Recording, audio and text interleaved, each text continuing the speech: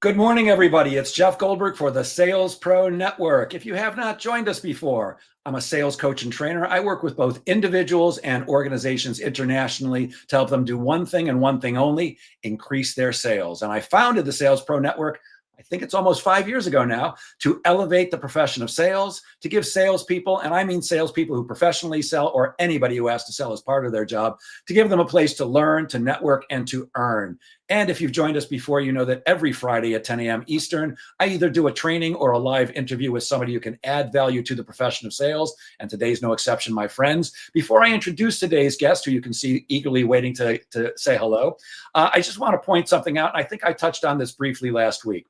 There's a lot of instability in the world right now, whether you're here in America where I am or anywhere else in the world you might be listening. Economics are out of control. The stock market's plummeting. I don't care if you like Donald Trump and what he's doing or don't like Donald Trump and what he's doing. My advice is this: pay no attention to it. Your job is to get out there, prospect your rear end off, and serve as many people as you possibly can, because no matter what else is going around, two things are true. One, you still need to make money, and so does your company.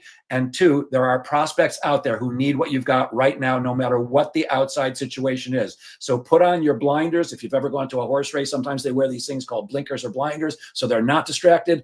Do not be distracted. You've got money to make. And with that, let me introduce today's guest. Our guest today has a passion for helping clients and colleagues succeed and grow together.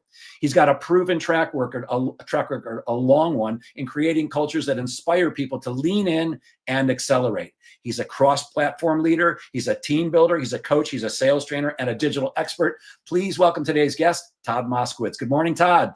Good morning, Jeff. Thank you so much for the kind intro. It's great to be with everybody. It's my pleasure to have you. Todd, before I get into the 1,000,001 questions I have for you, could you please explain to everybody, tell us a little bit about your background, what brought you up to this moment? Sure, of course. So I started my career, I originally came out of college wanting to be a television reporter, believe it or not. And I was living in Hartford, Connecticut. And as soon as I graduated college, I realized you don't just wake up and become a TV reporter. You have to move to Wichita or a suburban city like that. And I just didn't want to do that. And at the time, my roommate was selling radio advertising in Hartford.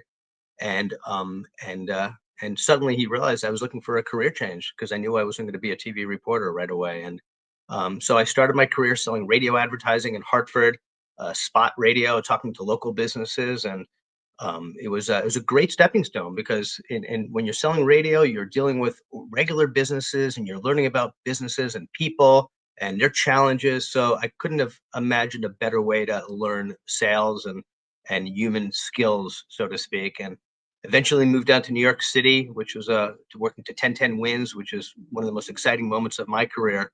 I still remember when I got that job, I felt like someone offered me the opportunity to play for the Yankees, and I'll never forget that day. And then eventually transitioned into more of a digital strategy role, and that's where I am today. So I feel like every step of the way, it's kind of like life, business is life. Every step of the way has been a learning opportunity.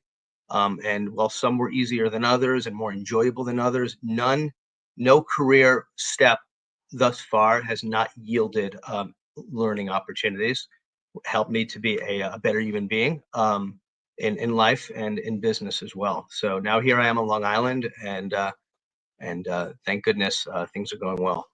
That's great. And did you ever get the chance to take a sidestep into being on air, or did you give up that dream? I actually did. I was doing some reporting for a UPN affiliate in Hartford, Connecticut. It wasn't like breaking news like any television reporter would dream to do.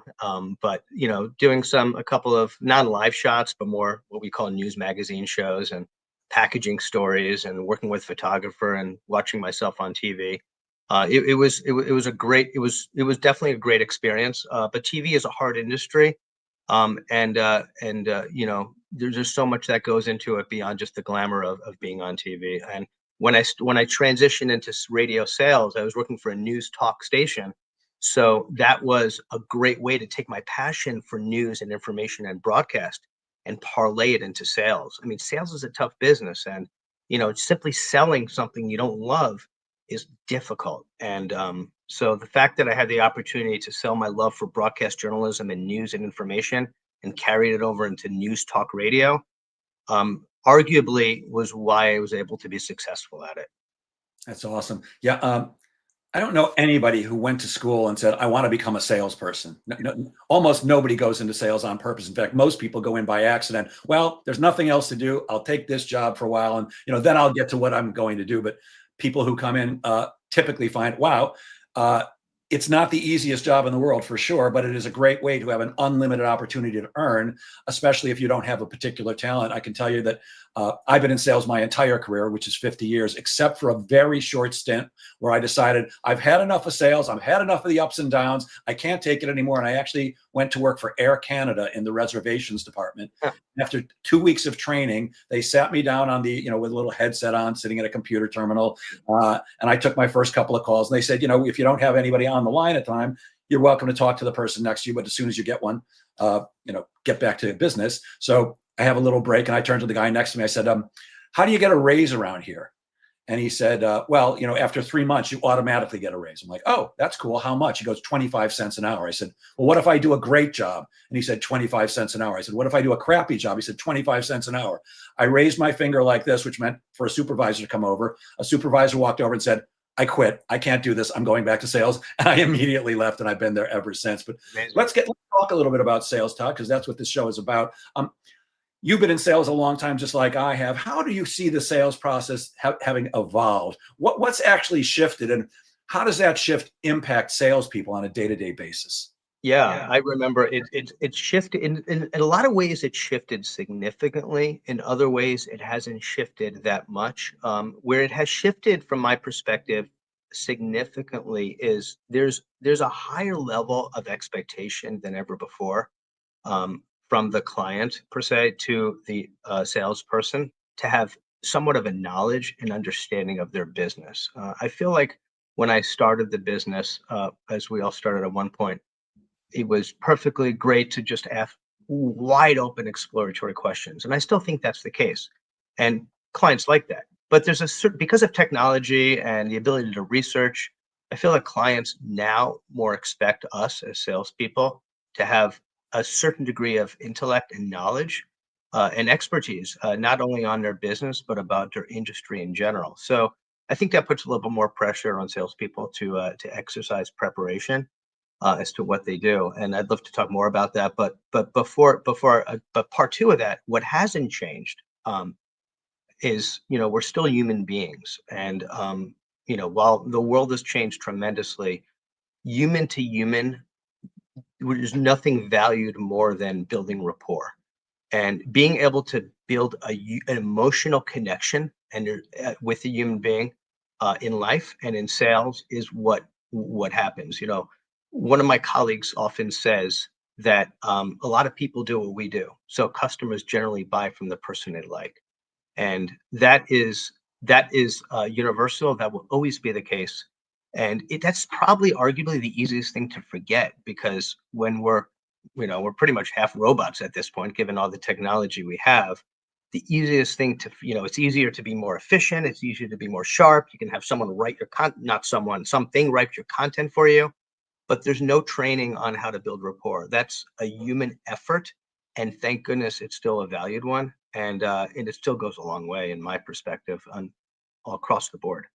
I could not agree more. And I actually do train people on how to build rapport as part of my conversational selling skills program, because like you, I believe it's essential. A lot has changed in the last 50 years since I started selling, but you just mentioned one thing that hasn't, and that's that unless you've got what they want and they can't get it anywhere else, which is not the case for you or for me or for most people. Right. There's always competition out there. That's right. Unless you've got what they want and they can't get it anywhere else, people still do business with people that they both like and trust. And I actually had an argument with a client once because I said that in front of his sales team. And at the break, he took me aside. He goes, Jeff, pardon my language, but I don't give a shit if I like you. All I care about is that I trust you. I had to disagree with them because if you're unlikable, but I trust you, I'm probably not going to trust you in the first place. But right. I think both are necessary. I will agree that of the two, the trust is the more important. But if you're not likable, you're going to have a hard time succeeding in sales because you nailed it. People want to do business with people they want to do business with, and that means you're likable. And so many times in my world, as a coach, I see people who skip that first step, which to me is rapport building. Yeah.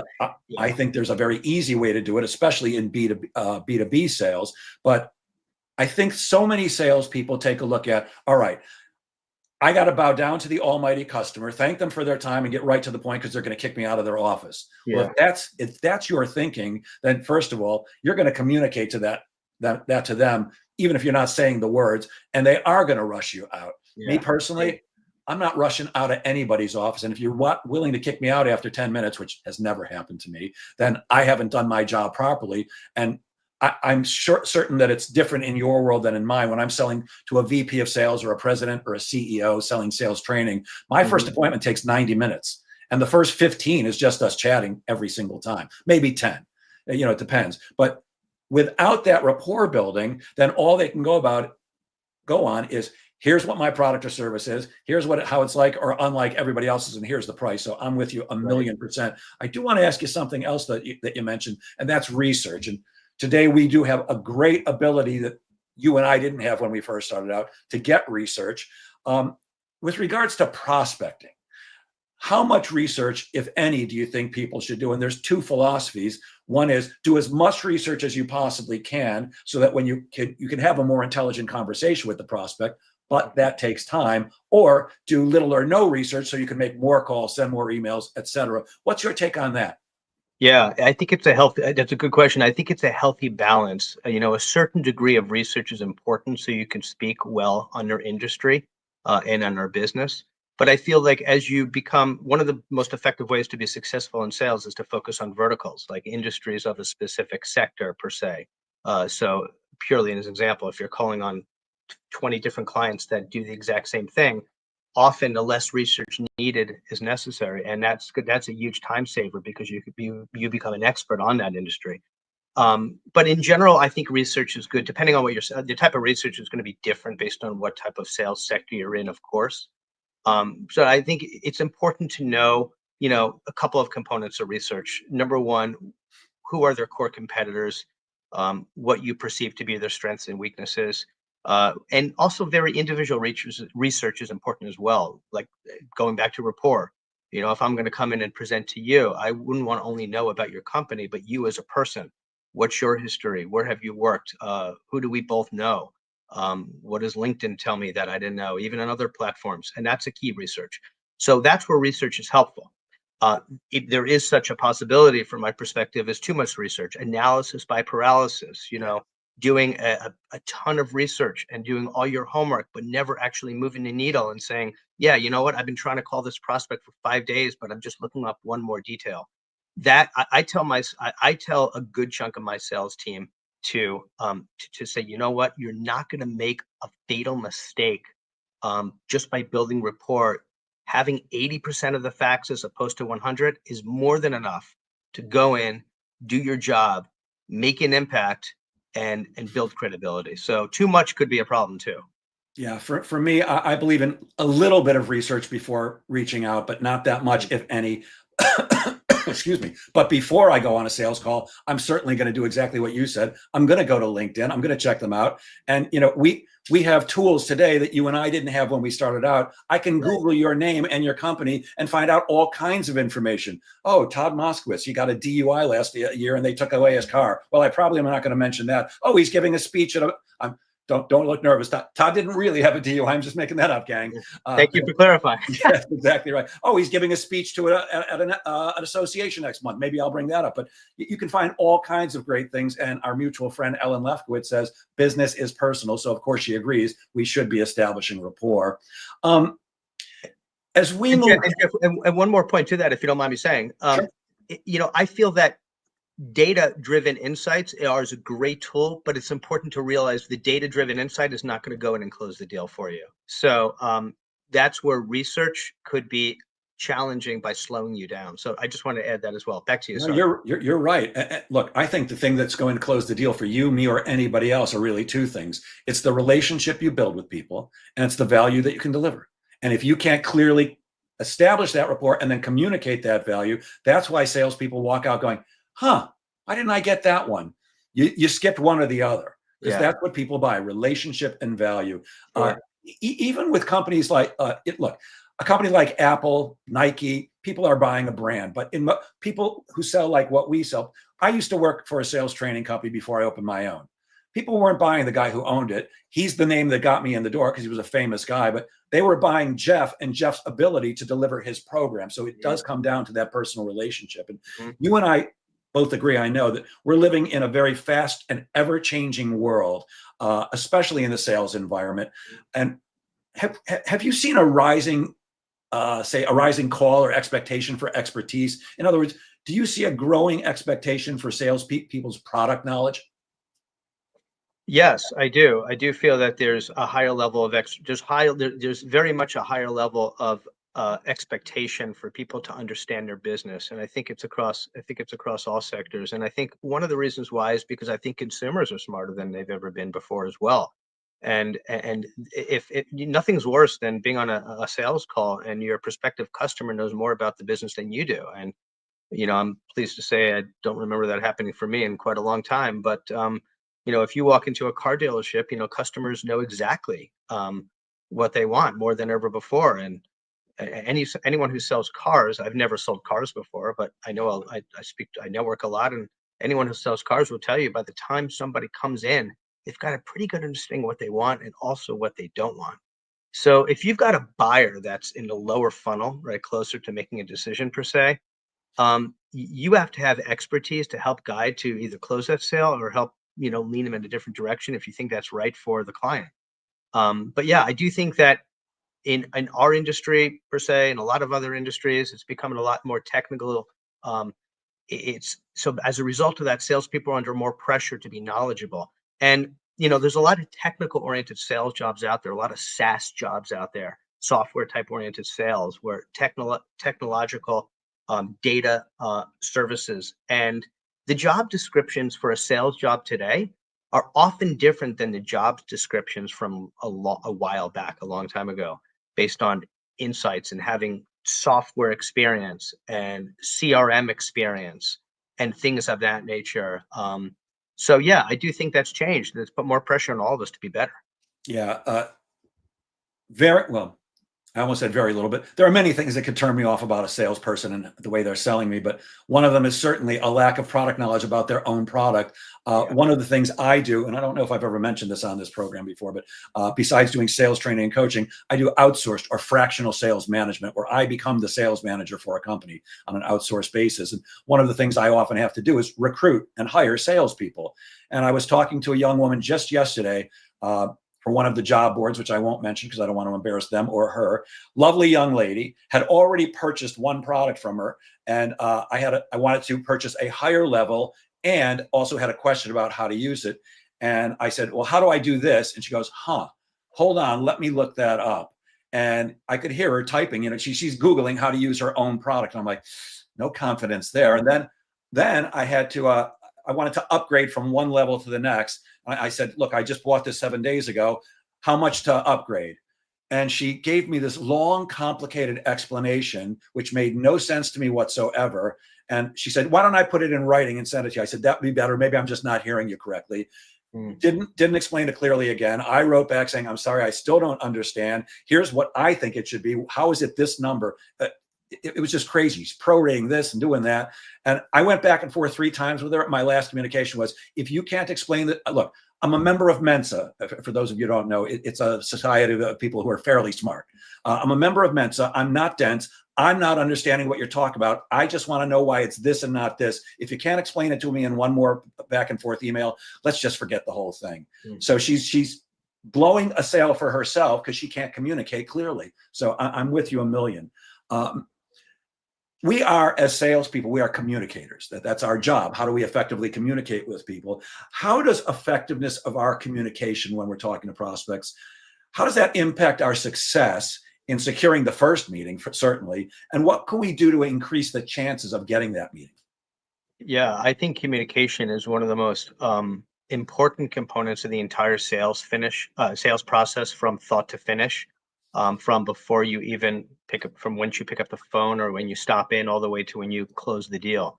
And effective communication plays a role throughout. The most important component of effective communication, to answer your question, with regard to the sales process, is setting expectations of every process of the sale. So if I were to call somebody up on the phone and request a meeting, it is mission critical to explain what my goal is of that meeting so the client can understand. I think mystery creates anxiety. If someone calls me up and does not define that, I have no interest in speaking with them, and I would imagine that they would feel the same. So explaining what the purpose of this meeting is, I want to get to know you. I want to explain to you what our services are. I want to explain how I think I can help you with some very specific examples. And if you find that to be meaningful, we can go from there. And by communicating in that way, you're setting the table of what they can expect. And you're kind of letting them off the hook that if they don't find value on it, the process can end there. I'm not going to be one of those salespeople that is just drilling them for weeks at a time. If it's not good for you, then I'd rather let you go right away. So that's effective communication on the first meeting. And if you'd like, we could talk about how it goes throughout other facets of the sales process as well. But obviously, a first impression matters. Yeah, and I love that you're setting up the expectation properly. So many times, salespeople don't do that, and again, they walk out wondering why didn't this go well? Because the Yeah. prospect didn't understand it. I think you're right. There's the old saying: if you confuse them, you lose them. Yes. And if they don't understand what you want and why they're getting together, why should they do that? And I'm old enough, I don't know if you are, to remember the acronym WIFM, WIIFM, what's in it for me. And that's what they're listening for. And if you For can't sure. communicate that clearly, you're not even going to get the first appointment, let alone closing a deal. I would change just one thing slightly in what you said. By the way, I love the how you let them off the hook at the end, because I do the same thing. I'll end with, and that way you'll have all the information you need to make an intelligent decision if and when you're ready. Right. Now, of course, like you, I'm going to try to close a deal, but it relaxes the prospect. And I think that's a smart thing to do. The only thing I would change in what you said up front would be, I'd love to come by, or I'd love to take a meeting and find out what you're currently doing about increasing the sales skills of your team, and share a little bit about what we do. I'm always very big on, let me make it more about you than about me, because that's who they care about. Completely agree. Yeah. Well said, Jeff. Agreed. Thank you, sir. One of the things you talk about is an exploratory meeting. Now, I think I know what you mean by that. I might just be using a different word for it, but what's an exploratory meeting in your world, and how is that different from other sales meetings with prospects? Yeah, I think the exploratory meeting is the most important meeting of the entire sales process. It's the first real meeting with the client. Like a discovery meeting, yes? Yeah, exactly. Okay. A discovery meeting. No, I get it. The client needs analysis, a discovery meeting. Let's get to know each other, per se. That's the meeting where you could arguably really focus on building rapport, but then getting right down to business. And the goal of the exploratory meeting is to make the client say, I like this guy, or I like this person, or I like this woman. I want to see them again because I think they could bring value to me. And the reason why it's important is you're not there to sell. You're there to make them want to buy you by demonstrating your intellect and your empathy for their challenges and your understanding of their business. Now, it doesn't mean you have to know everything about their business, but it's a great opportunity to learn very quickly. For instance, asking very specific questions that are important to them, not so much generic questions. The generic questions, I think, are out of date these days. I think the questions that matter are more bold questions relating to what are the significant business challenges you are having that relate to the conversation we're having. Where are you today versus where you want to be? What's your annual revenue? Most salespeople don't have the courage to ask that question, but that helps you determine what their true market cap can be, and also determine what opportunity exists for you. And when you ask questions and the client says, that's a great question, that should make you feel really good, because most people don't ask great questions. And if you are moving your way along. Now, the other important part of the exploratory meeting is when you finish the exploratory meeting, you want to do a couple of things. You want to get an agreed upon business goal. So in other words, I'd like to know and see if this is correct. You are trying to achieve X. Is that correct? You really want to spell it out. There's no room for guessing. And if you're wrong, that's great. Nothing wrong with that. It creates an opportunity to correct the information and gain what's right. Mistakes are not a problem on the exploratory meeting. It's an opportunity to be corrected if you're wrong. But if you're right, then you want to document it and be so clear about it. So you're telling me that your goal is to do X and literally get them to say yes and write it down. And the reason why you're doing that literally is to document that marketing objective. And then when you come back for your next meeting, everything you build is directly tied to that. So while sales is never going to be easy, and if it is, you're amazing, but it's never going to be easy. But if what you're presenting is directly tied to their business goals that they documented with you, it's going to be that much more likely that you win the business. Yeah, absolutely. So many salespeople, which I think is a huge mistake, they just go in and pitch. Let me tell you why my company's the greatest in the world and why you should be doing business with us. And look, I know that works. It just doesn't work as well as what you're talking about. And I know it works because that's how the typical salesperson sells. Hi, Todd. Thank you so much for your time today. I know that you're busy. Let me get right to the point. Here's why we're the greatest training and coaching firm in the world. Blah. And Right. your eyes glaze over, and I can't understand why you're not interested. Right. But when we take the time to find out, ask questions, which to me is the key to selling.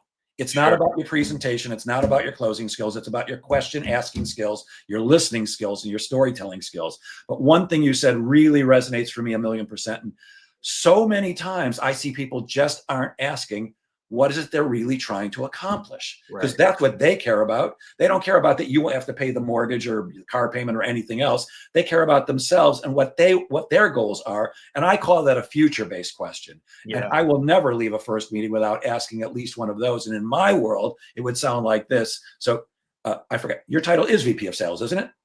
Director of digital, but Director of digital. So I talk to directors too. I just don't talk to sales managers because they can't sign checks. But if I was sitting in front of you, I would say, hey, Todd, let's say you and I agree that we're going to work together. And I just want to point out, I didn't say, let's say you choose to do business with me. Let's say you and I agree that we're going to work together, Todd, and we're sitting here in your office again 6 months from now.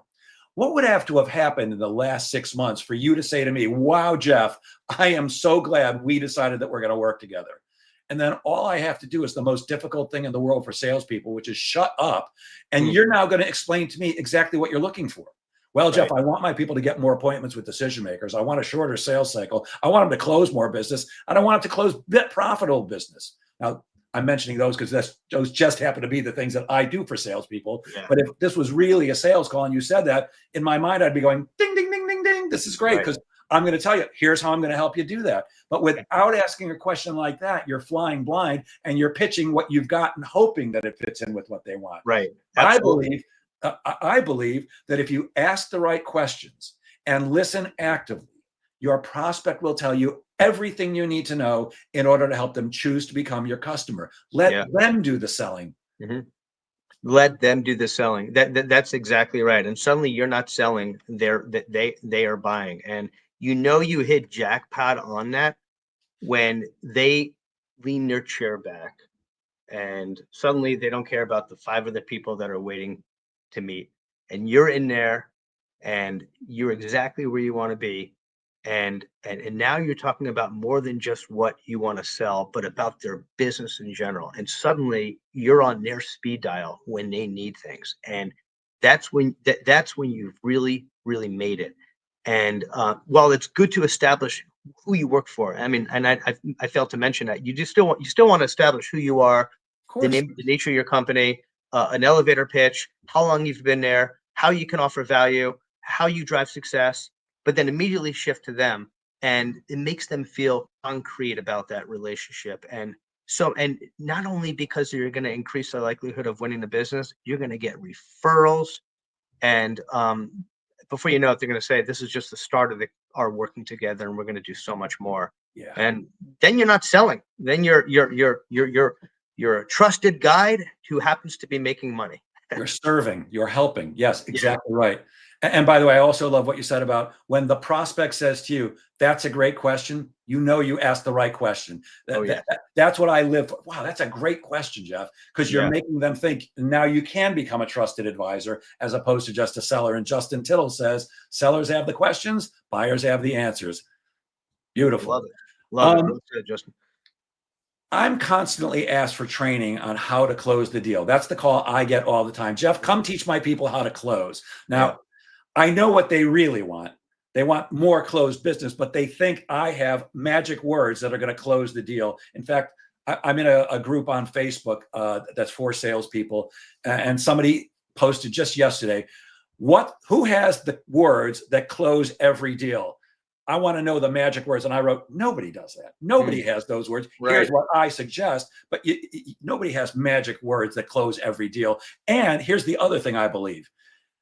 The close isn't what closes the deal. It's everything that comes before the Yeah. close. Right. When people call me and say, Jeff, come teach my people how to close, they don't really want me to teach them how to close. They want me to teach them how to sell, because I believe that the close, if you've done all the steps in the sales process right, whether you're following my process, your process, or anybody else's process, if you've done those steps properly, the close should be easy and natural. So what are Absolutely. your recommendations for effectively closing a sale? So I think that the most effective way to close the sale comes from following and picking up where you left off after that exploratory meeting. And it's almost like one meeting combined, even though a week separated them. So it's almost like chapter 2. So you come back, you're a week later, right? I met you a week ago. We had our exploratory meeting. You were so impressed with my questions. And then thank you. I earned my way back to the second meeting. Now, I said this to my salespeople yesterday. I said, you worked so hard to get in the meeting. Now you're finally in there. Don't let your guard down. That's where the curtain comes up and showmanship begins. It's so easy to get the meeting and then you're not on your A game. So you got to always be on your game. With regard to how to keep the process going to close the deal, the first thing I would say is this. Number one, recap what you talked about in the first meeting. Guess how many people your client met with since last week? Maybe more than we can count. The chances of them remembering you, or me, I should say, the chances of them remembering me are possible if I made a huge impression, but highly probable that they forgot very specific details. Thank you for pointing out that it's you, Todd, because everybody remembers me 100%. That we know. For sure. Well, right. So you want to be memorable, and for good then you reason. want to recap. Right. For good reason, Jeff. So you want to recap that. And the biggest mistake is assuming the client remembers that. And oh yeah, I remember that. I put together the proposal, but you don't remember that. You're the client because you got 50 other barbarians at the gate, as someone we know says, that are trying to win the business as well. So you always have to begin by recapping and saying, if you remember, the marketing objectives that you shared with me were to achieve X, Y, and Z. And guess what? Recap it again and say, do you agree with that? 9 out of 10 times they'll say yes. Oh yeah, that's right. That's what we talked about. But there's also a chance they weren't giving you the full attention. They'll say no. And then you want to reshuffle the deck. That's okay. This is sales, right? We got to reshuffle. So by reestablishing that, it allows you to make sure that you're still on the right trajectory for what you're about to present. Then you go into your presentation. This is another easy thing to overlook, even amongst the best players in our business. You're going through your slides, you're going through your sales deck, but it's so important to be talking about how every component of what is in your presentation is directly tied to that marketing objective. It sounds like you're talking to a 10-year-old by repeating the same thing over and over again. That's the way to communicate. People need repetition. We're all distracted. We all have overworked. We all have a lot on their plate. Clients need to hear that. Then ask them the question. So based on the fact that your marketing objective is X, I imagine that you can understand how this strategy could be effective for that. Are you feeling good about that? Wait for them to answer. Not sign on the dotted line, answer. I use the word feel because that's emotion. It's not factual. People buy with their hearts. Emotional intelligence is the skill of being able to understand how someone feels, not what someone does. So I look for multiple checkpoints throughout the sales process. And then finally, when it comes time to the presentation, let's say you pitched 5 different tactics in your presentation. Before you get to the total dollar amount, which is the scariest part for the client, I would do like a 10-second recap. So we talked about helping you drive more awareness. We talked about help you improve your ROI. We talked about helping you get more exposure in the community, and we talked about helping you with your recruitment. Based on the fact that those are your goals, as you told me last week, here's a solution to do it. And it's, some people say, oh, duh, the client knows this stuff. Doesn't matter. Doesn't matter. Need to be super repetitious. And is it going to work every time? Of course not. But does it work more than not? Yes. That's why communication is mission critical for success. It's great. And I just want to ask, just to be 100% clear, and I'm sure that we're on the same page with this, but I do want to ask. Obviously, if you're going in for that exploratory meeting and you're going to share some information, by the way, I don't use PowerPoint when I'm selling. I like to draw stuff because it looks like I know what I'm talking about more, but I understand many salespeople do. You can have a generic capabilities deck, but when you come back for that second meeting, I'm assuming you want your people to customize the deck to their particular situation. Yes, or is that still a generic deck? Very much customized. I'm not saying it has to be an arts and crafts proposal where it's where you're spending hours and hours to. It's not so much about how it looks per se. This is in my opinion. It's not so much how it looks. It's more about it's customized from a solution standpoint. Right. So a generic deck, their particular situation. Yes, Yeah. exactly right. And to your point, and I think PowerPoint is, or whatever platform you use to present, is fine. But that's the background. That's the graphic in the background. If you're presenting, I would say, great, here's the slide, here's the presentation, but I'm not reading off that. I'm looking at you. You're looking at me. If you need to quote a quote, that's fine. If you want to look at a dollar amount, that's fine. Some people are not comfortable looking at someone else in the eye, so therefore it's nice to have a slide, so it might make them more comfortable. I find that a lot. But that said, it's still a human conversation, regardless of the platform. Even like when you see this amazing CEOs, when they're presenting to shareholders, they've got a giant screen behind them, but they're looking at the crowd, and most of the time people are looking at them, and those are some of the most amazing speakers ever. Yeah, and for slides, I recommend graphics only, or if anything, a bullet point or two. And if you're just reading your slides, you didn't need to be there. You could just send them the deck, because if that was going to sell, they don't need you. That's right. The other thing that I think is crucial, which so many people, and I'm sure you agree, but so many salespeople just don't do this. It's what I call be nasty. BNASTY. It's an acronym. I'm not really saying be nasty to people, but it stands for the best next action step towards yes. And it simply means you never leave a meeting or a phone call without setting up the next meeting or phone call right then and there. What I don't want a salesperson to do is to leave a meeting saying, okay, I'll put together a customized deck for you. I'll give you a call. We'll set up another meeting.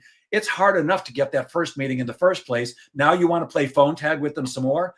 I say you shorten your sales cycle dramatically when you always get a next meeting. Yeah. And more importantly, or certainly as importantly, you find out whether somebody's interested or not. If I sit down with somebody at your level and you give me some of your valuable time, which is valuable, and you then agree to give me more of your valuable time, I know you're not just kicking tires. Nobody wants to meet with me just because I'm fascinating and funny. I'm both and humble, but people want to meet with me because they believe I've got something they want. So you always want to get that next step.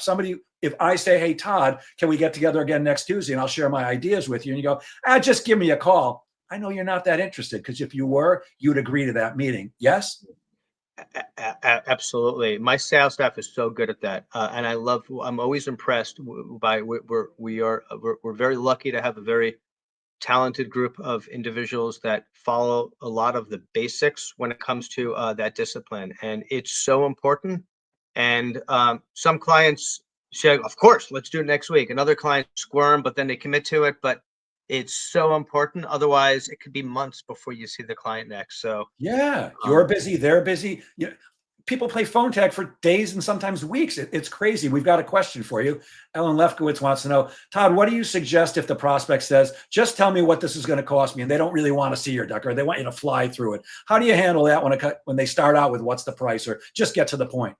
That's a tough one. Yeah, no, I think that's a real life scenario. I think that it's there's going to be, if you're in most cases, in my opinion, I try to get the client's guard down. I think if I say, sorry, that's not how it work, I'm not sure how far that's going to get me. You could try it, but I think in more cases I say, look, let's try to work out how we all both work together.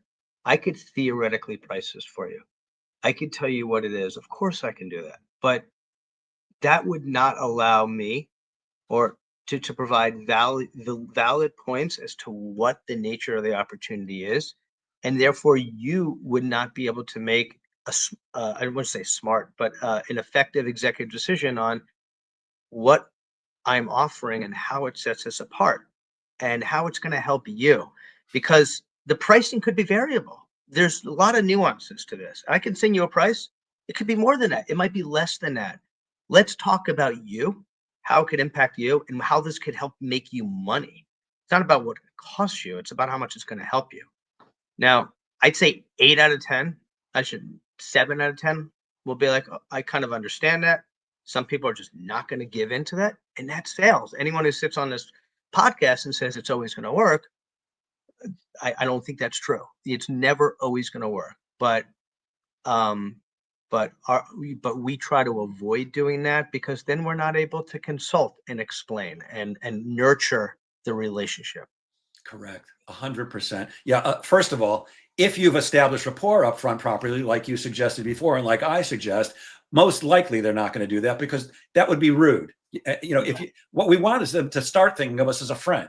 And Yeah. you wouldn't be rude to a friend and say, just get to the point. Although in some circumstances, you certainly might. You're drunk at a bar. It's like, just get to the point with the story already. But that's not what we're going through. Right. I actually would say to make a smart decision. The term I usually use is an intelligent decision, because the implication is you're not going to be able to, you're not smart. You're not being intelligent if you just want a price. And I 100% appreciate what you said.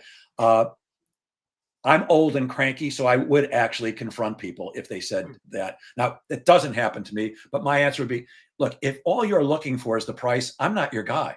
I'm absolutely not your guy. If you're looking for price, let me introduce you to several of my competitors who are very good at what they do and work way cheaper than I do.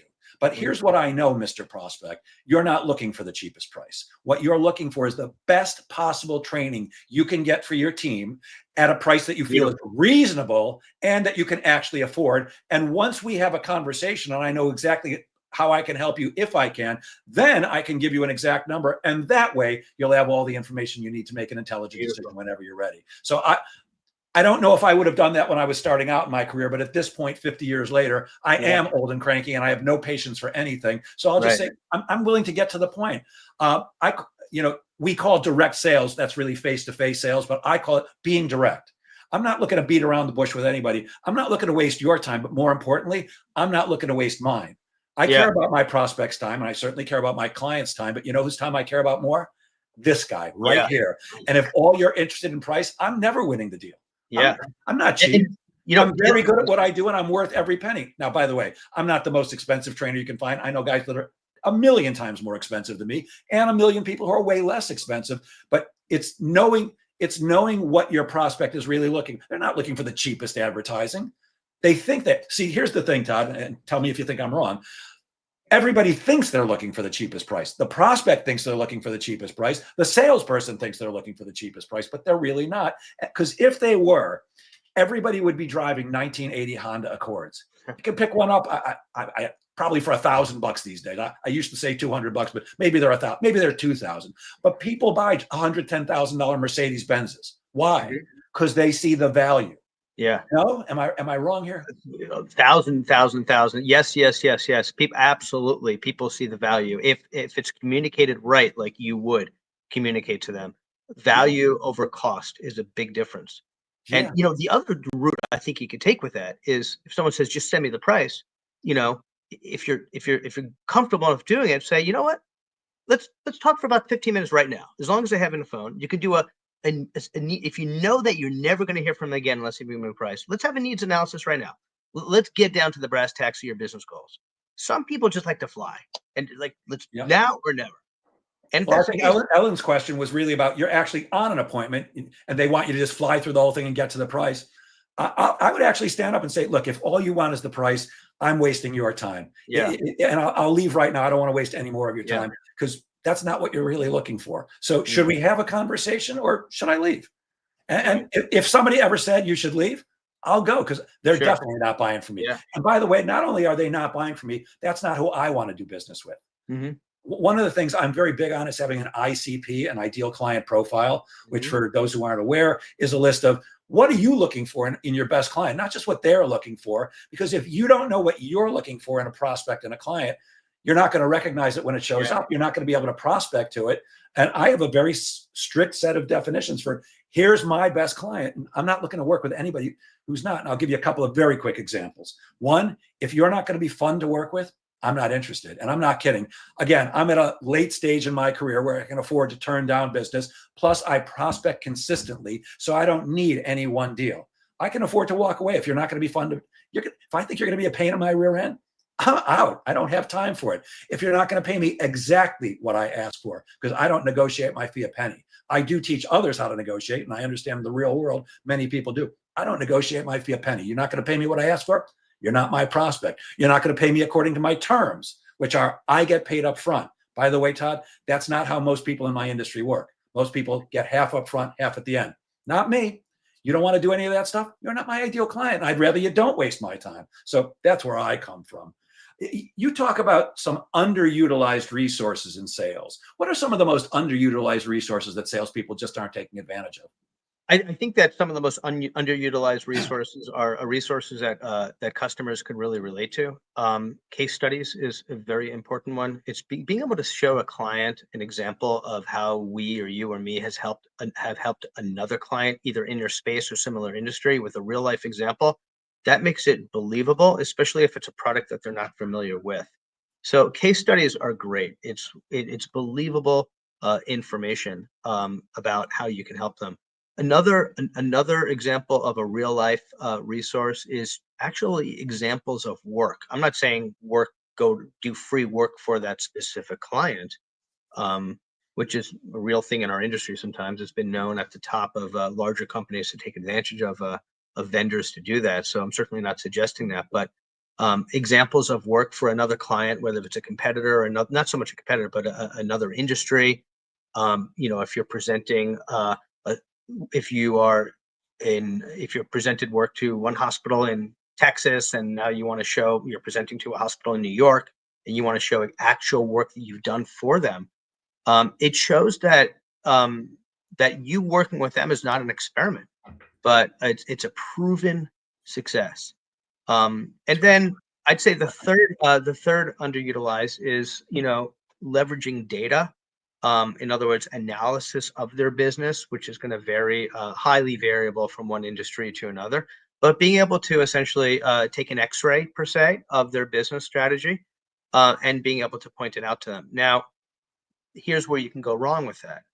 If you're over technical with it and you don't make it relatable to them, if you get lost on the piece of paper as to what it's about on the audit, then they're paying more attention to that. Their head's spinning about how do we fix that? I got to call my vendor. He's going to fix that. Thanks for letting me know. And then you can actually talk yourself out of the sale, believe it or not. So it's very important when you're using data as opposed to emotion as part of your sales process to use it as a way to support everything you're doing, but not using the data-driven insights to really lead it, in my opinion. And I think that's something that might be debatable. Other industries might be more data-driven than others. But you want you being the centerpiece of the sales process, not the numbers. Yeah, I could not agree more when it comes to case studies and you've worked with other people. I said before, I believe there's three things that are important in the sales process: asking questions, listening actively to the answers, and telling good stories. And the story that I suggest salespeople have to tell, I call a verbal truth story. And it's exactly what you're talking about, I believe. It's a story about somebody else like you, Todd, who did business with me and lived happily ever after. And that story is so crucial because of brain science. The way the brain works, not good or bad, not right or wrong, the way the brain works when they're making a buying decision is we automatically think of what could go wrong first. What's the negative? If I do business with Jeff, what if sales don't go up? What if? And again, it's not good or bad or right or wrong. That's just the way the brain works to protect ourselves from making a bad decision. And when you or me or any salesperson tells a story about, well, Todd, I worked with another radio station just like yours, and here's what we did, and here's how it worked out, the brain starts switching from what if I make a bad decision to, oh, it worked out well for somebody else. Maybe it'll work out well for me too. So could not agree more. Absolutely great. Thank you. Salespeople are constantly asking me, how do I get better at what I do? And certainly I advise working with me, but I've read a load of sales books in my career. In fact, I still read most of the sales books that come out because you never know when somebody's going to come out with something that I didn't think of or something that's new. What are your thoughts on improving your sales skills by reading? Yes or no? Yeah, definitely. It doesn't mean you follow everything you read. I think you take the nuggets that are worthy and apply it to you. I think if, the truth of the matter is any sales coach or any sales mentorship program is always going to be advantageous because you can take bits and pieces from it. In most cases, the majority of the bits and pieces, but you still have to remember to be, you be you per se. You have to be yourself and you have to be comfortable in your own skin and apply it in your own way. And, and if someone writes about how what's a more effective way to close, and in your heart of heart that's just not my way of doing it, you take pieces of it to make it your own. So I think that that's very important to be able to articulate how I take these nuggets of these great books and read them to make you better. And I think it's also important to read different books of different levels.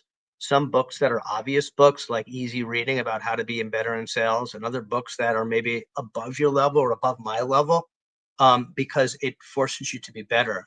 Being a student of the business is one of my current mentors still calls it. I think it is very important. And when I was at a previous job, one of my bosses put his book on my desk for the holidays. My holiday gift was a book that was this thick. It was called Principles. It was written by Ray Dalio, who's a hedge fund manager. And I'm thinking, what does this have to do with digital marketing? But he talked about so much about strategic thinking, not about how to win on Wall Street, but how to be a strategic thinker. And reading it from someone else's perspective allows you to be better within yourself. Because if you have those blinders on and you're always reading the same topics, you're only going to grow so much. So I would say read a little bit of different types of books. Don't take it as, gospel. Take it as the parts that make the most sense for you. Are there any particular sales books that you highly recommend for everybody? One or two that you really love, or? Yeah, there's definitely a few. Some of the ones, Sales EQ, I'm in a process of reading right now, and it's EQ, of course, emotional intelligence. And I think going back to step one of this meeting, building rapport with people, having that emotional connection, that is so heroic. How that book is written about having to exercise EQ, emotional intelligence, is a great one.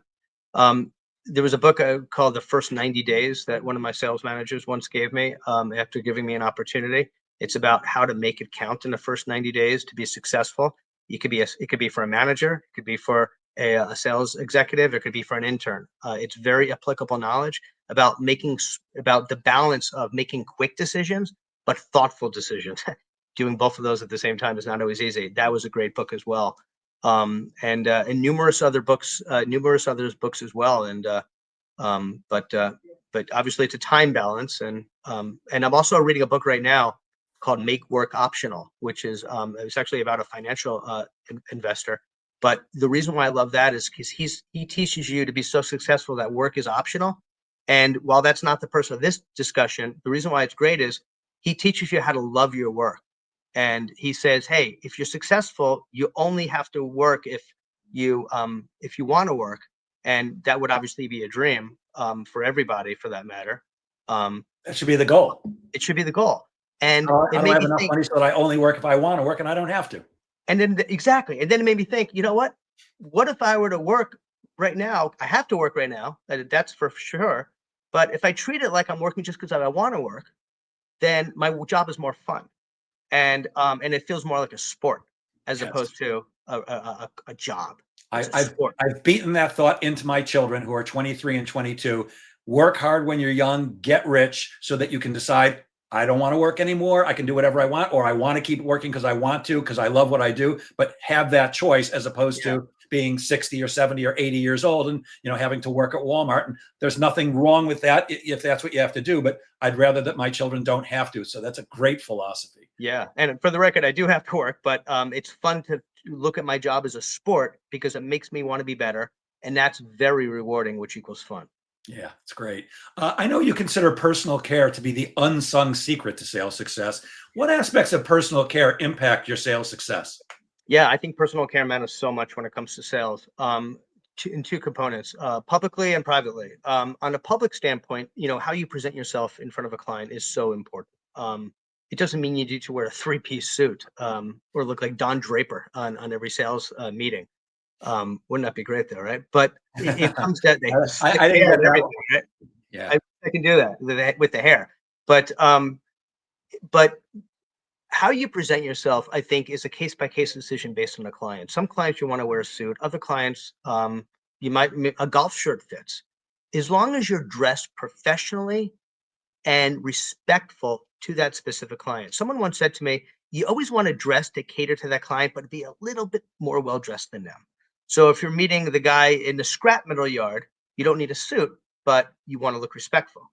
If you're meeting the banker, you want to wear a suit, and once in a while, maybe even a tie. So that's on the face-to-face front. I know, seriously, once in a while, I said. Well, Todd, my favorite thing about COVID is that I have not worn a tie since, and I don't intend to ever have to do that again. Right. Me too. Me too. Once in a while.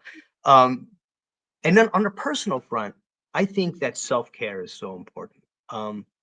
You know, being a professional is in this business in sales is no different than being a professional athlete. What you put into your body, how do you take care of yourself, nourishing yourself, drinking the right amount of water, getting the right amount of sleep, eating healthy. If your body is healthy, your mind is healthier, and you will perform and you'll be a happier human being.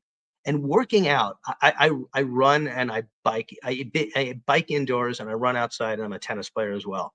And during biking and running, I think about work all the time, and I'm like mentally articulating how I'm going to make today count. And I feel like my brain is like bringing in good energy and taking out the recyclables of the bad energy and recalibrating. And when I'm playing tennis, I'm thinking about how could I be a better me and how could I be a smarter human being and how could I win this match? And the same thing is true in business. So self-care, being competitive with yourself and staying healthy and staying fit within what you're comfortable doing. It could be 10 minutes on a bike or it could be doing, a triathlon every year. But as long as you are doing your best within your capabilities, then you're going to better yourself. Gotcha. Todd, we only have time for one more question, and we've got to make it a quick one because I want to give you time to share how people can reach you if they want. Sure. Most sellers are lone wolves. You're a fan of team selling. What is team selling, and why do you find it to be effective? I think team selling is effective if you are in a sales presentation with one of your colleagues, it allows you to do a little bit of A/B testing to see what the client is most responsive to. So if you have someone who is more of like the closer and then someone else who's more of like the consultant approach, different clients like different approaches, and it's important not to duplicate it.